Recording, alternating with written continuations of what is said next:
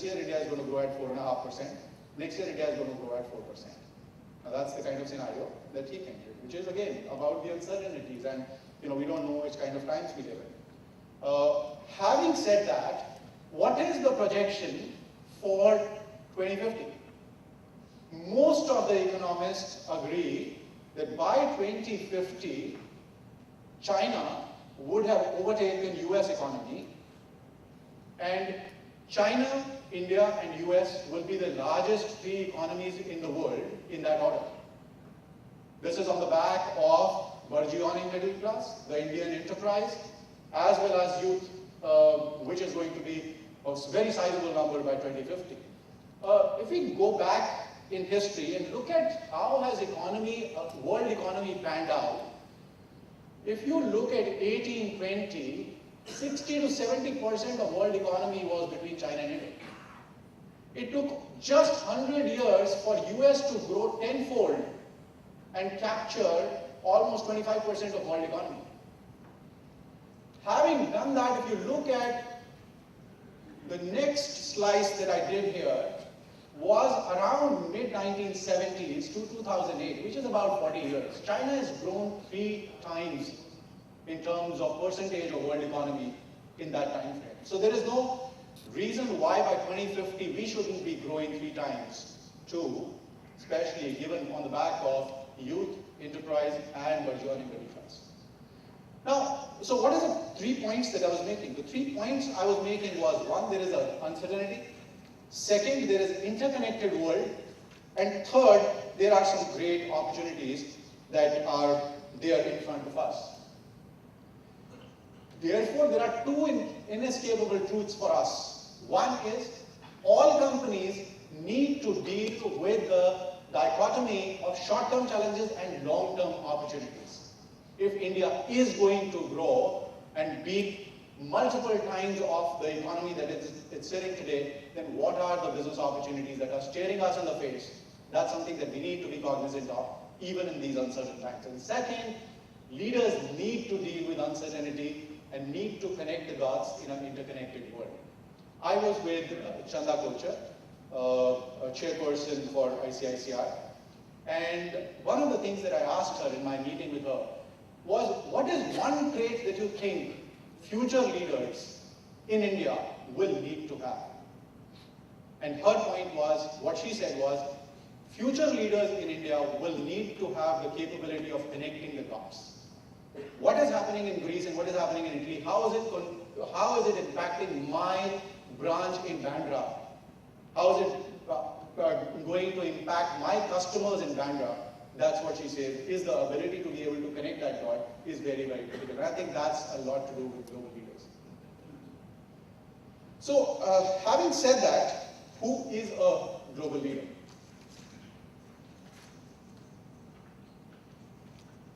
And this is a definition that I again picked up. This is not my definition, but I thought it was rhyming very well with the interconnected, uncertain times as well as opportunities. And this is what it says: a global leader has a grasp of global systems, global issues, and dynamics of how things are interrelated and interconnected in the world, and how organizations can best address global issues. Now, this not necessarily means that the leader has to be doing transnational boundaries, according to this definition. Because the global systems can yet be within the boundaries of the country. Global issues are yet impacting us, even if we are operating in the boundaries of the country. Now, 3 kind of people, 3 kind of leaders for whom global leaders becomes relevant. One is, of course, people who have global responsibility, more than 2 countries that they are managing. Other are people who are internally, routinely either meeting customers who are global in nature, or partners, or suppliers, or peers from other countries, and they also need to understand the global mindset. However, even purely local responsibilities, people who have purely local responsibility, they would also need knowledge about the impact that global events and global trends will have on the work we are doing. So having done that, I'm moving to, so I talked about the background in which there were 3 things, which was the uncertainty, which was the opportunity, and also was all about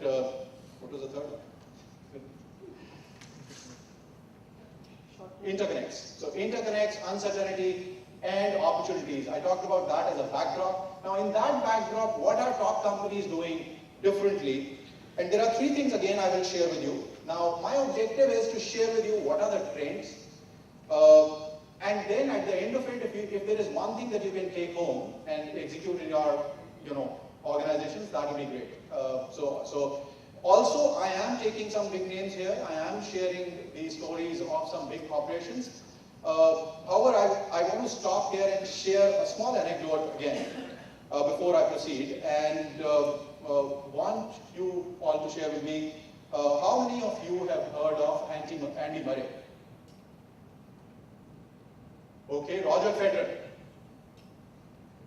Okay, a lot of people. Rafa Nadal, Astor Vinier,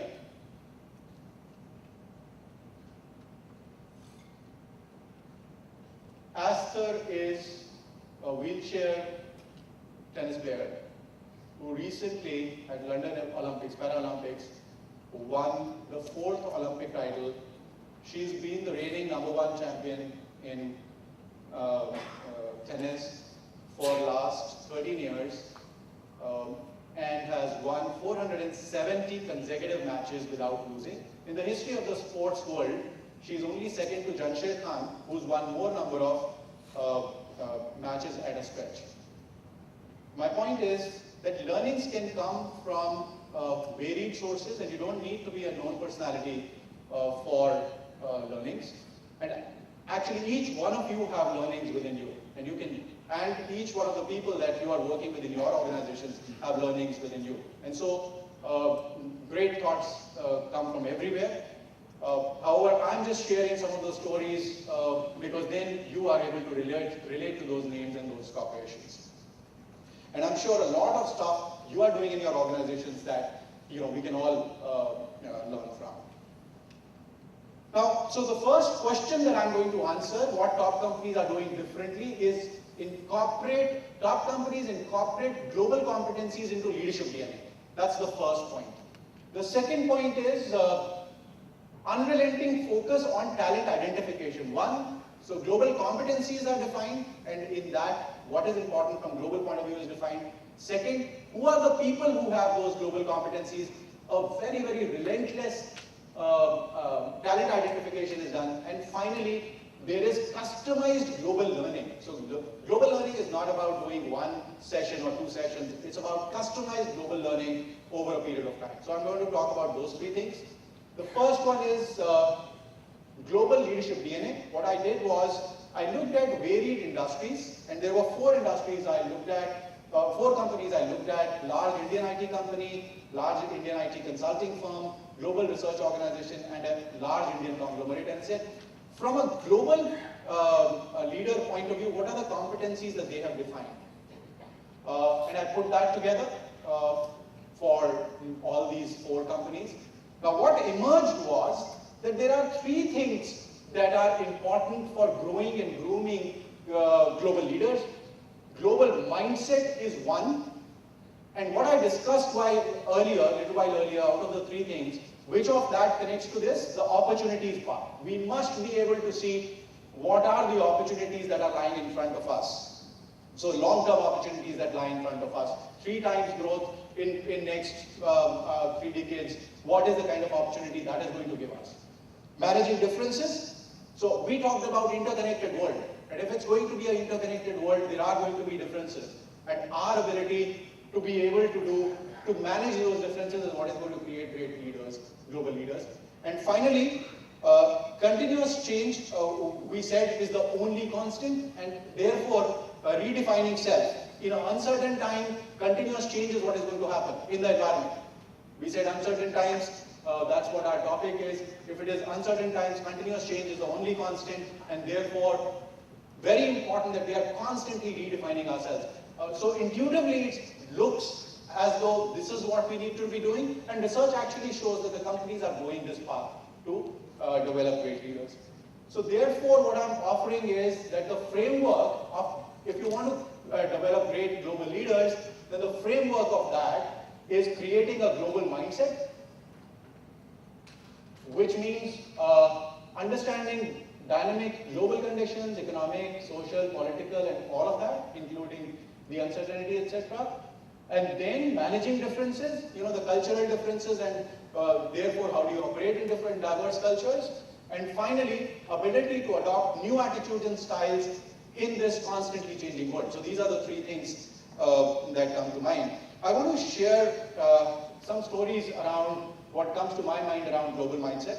I was with a friend of mine, and he was sharing with me a story of around mid-90s, when he was having a conversation with Mr. Dhirubhai Ambani, when they were thinking of establishing a new refinery, Jamnagar refinery, which later came up, 32 million metric ton Jamnagar refinery. So the inception of that, and at that time, this friend of mine took the business case to Dhirubhai Ambani, and he was very, very reluctant going there. It was billions of dollars. Reliance wasn't as big as it is today. And so he went there and he said, okay, we need to put up the biggest refinery in the country today. So the biggest refinery in the country today is 8 million metric ton refinery, and we need to put up a 10 million metric ton refinery. He said, Dhirubhai Ambani asked me a simple question. So he was a very simple man. He asked me, what is the gap in demand and supply today in India? He said, actually 10 million metric ton. And that's what I'm going to fulfill through this refinery. He said, okay, what's the gap that is going to come in next 10 years? So they went back to storyboard, projected GDP growth in India, etc., and said, okay, and looked at the business plans of other oil companies, came back and said 25 million metric ton. So he said, create another business case for a 30 million metric ton refinery, because if you don't do that, then Shell is going to come to India, BP is going to come to India and make our life miserable. Now again, he's able to connect the dots in a very simple manner, which some others are not able to see. And by doing that, they announced they are putting up a 32 million metric ton refinery, and then Shell and BP, who were at that time considering coming to India to establish their refineries, actually backed out. And so that's the cash cow which has helped Reliance today to make so much of money and sitting on a pile of cash, to the extent that they can buy out any large chemical company across the globe. One example came to mind. Second, about the global mindset came to my mind was that when there was M&M about Mahindra & Mahindra 12 years back, when they were looking at their tractor business, it was a small tractor business. The business head of tractors came out and said, let's look to be the largest tractor manufacturer in the world. And everybody, in the organization, nobody believed him. Today, Mahindra & Mahindra is the largest by number tractor manufacturer in the world. So it's all about the world, looking at global trends. It is about connecting the dots. How is our competitor going to work? And even if it is just a territory, just a cluster or a branch, we need to be able to see, if we move in this manner, how is the competitor going to move? Or how is the customer going to move? And all of that analysis needs to happen. And that's what I thought I'll mention about the global mindset. About redefining self, I do a lot of leadership coaching. Very interestingly, I was taken aback most when one of the CEOs came to me of a mid-sized company, 100 crores turnover, and he said, look, what I want you to tell me is, am I the constraint to the growth of my company? Am I holding the company back? Now, if a leader thinks in that manner, that let me explore, am I coming in the way of the growth of the company, then surely that is evidence of redefining self, that I'm ready to change. There is a group of 5 people in an infrastructure company that I'm coaching today, and the CEO of that organization, who's actually one of the coaches, hired me to do that in a time when they are having acute cash flow problems. So other than ability to pay their employees, they are in a bad fix. But he's still gone ahead and he said, very, very important for my future, why we are in this space, in this stage, is because probably as top leaders, we are not changing as fast as we need to. And therefore it's important that we change ourselves again and he's investing very, very important rupees that he has into changing self in an environment which is very, very tough for him. So those were some examples I thought I'll share with you around these three aspects. So the first thing that I have talked about is what top companies do differently is work as one company, one brand, one leadership DNA across the world. So they define global leadership competency model, what does it mean? And that's the same thing that it means whether it's somebody in Delhi, whether it's in Shanghai, or whether somebody is in New York. It means the same thing. I want to share one again story I've been on a conference spree after the top company for leaders study results came out. I've done about 12 to 15 conferences this year across Asia Pacific. And I was with my clients in Beijing. This was about 3-4 months back. And there were 13 clients with whom I was doing this conference. And as a starting, what I asked each one of them was to share with me what are 2 leadership challenges that they face in their organization. And 11 out of 13 people said the 2 challenges that they faced was, one, are they growing leaders fast enough to sustain the growth which China is having? That's one. Second, do their leaders have a global mindset? The topic of our discussion today. So I said, okay, if that's something that is causing you pain, tell me a little more. Can you tell me a story around this? What happened, and why do you say this is an issue? So one of the ladies got up. She was HR head for one of the multinationals in China, and she said, this particular gentleman who's had tremendous growth, who's shown tremendous business growth in my company, and in China, and I suggested as a part of development for that individual to actually get some exposure in New York. And I said to the leadership team that he should get a US posting. So she said the top leadership from US came back and said, no, actually we wouldn't like to get this person because this person doesn't have potential. She said, why do you say that? And they said, we say that because the person doesn't speak in meetings. He's quiet. So she said, but that's a cultural difference, right? I mean, we talked about 3 triangles in culture, understanding cultures, etc. So she said, but that's a cultural difference. In Asia, silence is good. As a mark of respect, you keep quiet in meetings. So they said, no, that doesn't work in all of that. So my comeback to her was that, is it right at this stage of career when the individual has spent 20 years to tell the person that it's very important that as a leader your stand is crystal clear to everybody, right? I mean, it's a no-brainer, right? As a leader, if I'm a leader, then what is my stand on anything should be clear to my peers, should be clear to my superiors, should be clear to my juniors. Only then will they be able to follow me and others will be able to support me. Now, if that's the expectation that organization has, is it right to put that expectation 20 years down the line? That's something that should be there in your definition of leadership competency model or leadership DNA 20 years back, so that the person, as the person is coming up, has those competencies. So again, define the global part in your leadership DNA. That's the first lesson that I got from Top Company for Leaders Research. That's what top companies are doing. The second point I'll share is that top companies have an unrelenting focus on talent identification. And towards this, they have an institutionalized talent review process. Just like you have an institutionalized performance management system, these companies have an institutionalized talent review process. So Mr. Premji, for 5 days every year, sits with his top team to look at the top 300 potentials in the organization and discuss them threadbare. That's the focus that he has on the top talent. Across the organization, across countries, across branches, that's what people are doing for people below them. 100% of people are discussed with regard to their potential, not performance, but potential. So they have that. And talent is looked at from multiple lenses. Leadership DNA, the global leadership DNA that I talked about, talent needs to be measured on that. So if we are saying global mindset, we are saying interpersonal, if we are saying rediscovering oneself, all of that, then they need to be measured on that and also on organization values. Through multiple tools. The tools are 360-degree assessment center, manager inventory, coachee, mentee, feedback, and so on and so forth.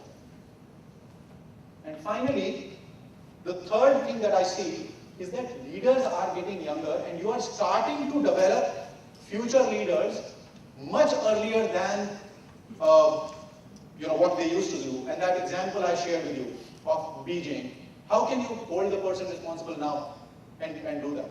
A lot of business we do in Japan is with organizations who are sending Japanese managers outside Japan.